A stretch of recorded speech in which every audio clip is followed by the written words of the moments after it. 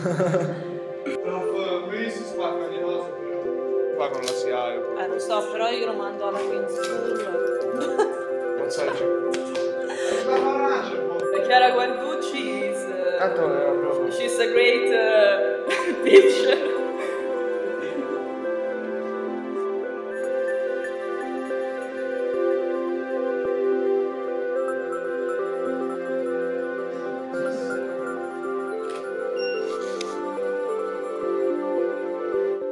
My philosophy on education and learning is that we are all connected, no matter how different we are. At a deep level, there is no separation between one and another.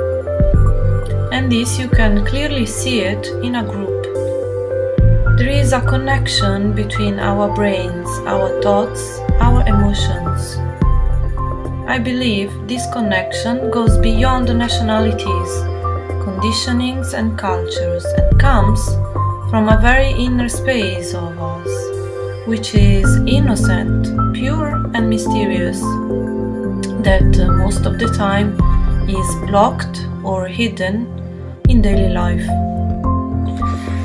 My approach to deal with people consists in encouraging students to share opinions, goals, process, finding their own natural movements and rhythms in a space.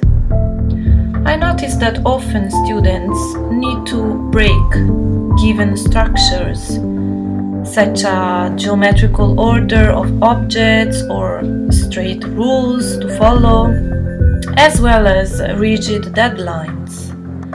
They need to feel free and responsible for their independence.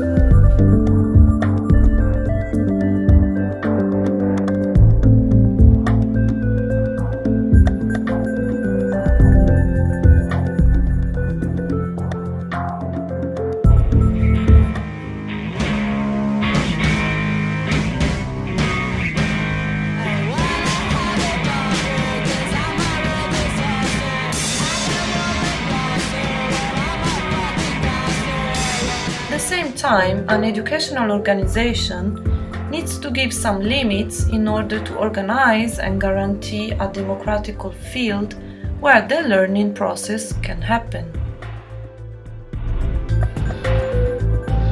That's why, in my view, cooperative learning is a precious pedagogical tool to respond to those apparently conflictual needs. As a result, students and educators find a balance where spontaneity, joy and respect are melting together. Cooperation is the alternative to competition. I design my teaching in a perspective where anyone has dignity and value to express themselves and space to listen others. That's why my current educational leaders come from the meditation area. A long time ago, I used to study many books, and my preparation was oriented in the theory. I was using a lot my left side of the brain. Then I realized that my body was protesting.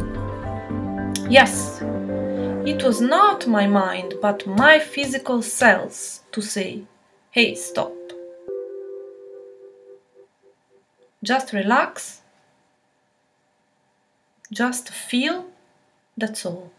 So it happened by chance. I met Mira Hashimoto in Italy.